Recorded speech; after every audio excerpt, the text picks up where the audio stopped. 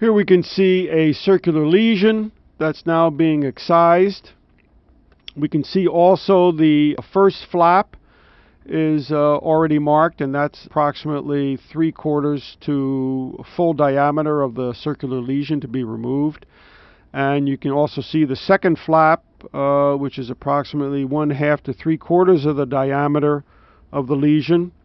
And the angles are approximately 45 to 50 degrees along the long axis of the flap. Here you can see the lesion has been excised, and now the limbs of the second flap are being incised. The first flap is now being incised, and that's more circular because that needs to be rotated into the area of the defect. Now a triangular portion is being removed as the remainder of the first flap is being undermined.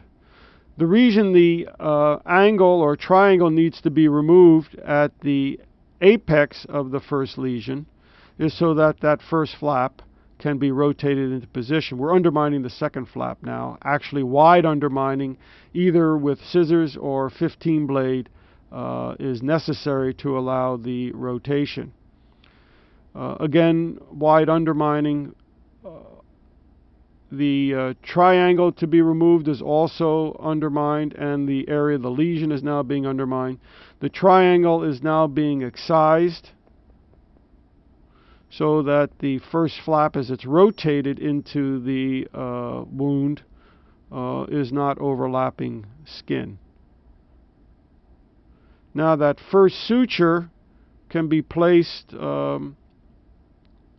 at the apex of the flap, or it can be placed here at the peak and the valley of the flap. The order again is not as critical as accurate placement, and here we can see the closure of this apex and valley so that the first flap can be rotated into position.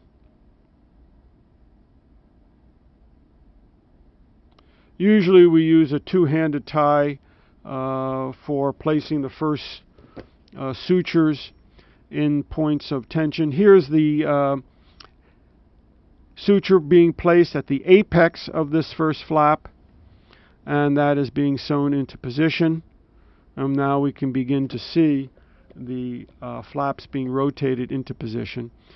Here we can see the second flap that's being rotated into position, that's being closed. If there is a excess at the tip of this flap because of the apex, that can be trimmed off.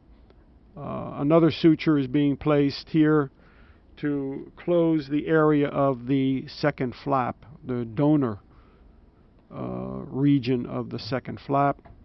And we can begin to see how the wound is coming together. We use the remainder of the sutures to be placed according to the principles of halving. If any dog ears occur, again, we remove a dog ear by placing a hook at the apex of the dog ear or standing cone, and then use a back cut away from the flap and trim that tissue to allow the flap to be closed. Here we see the circular lesion removed and the first and second flap in position.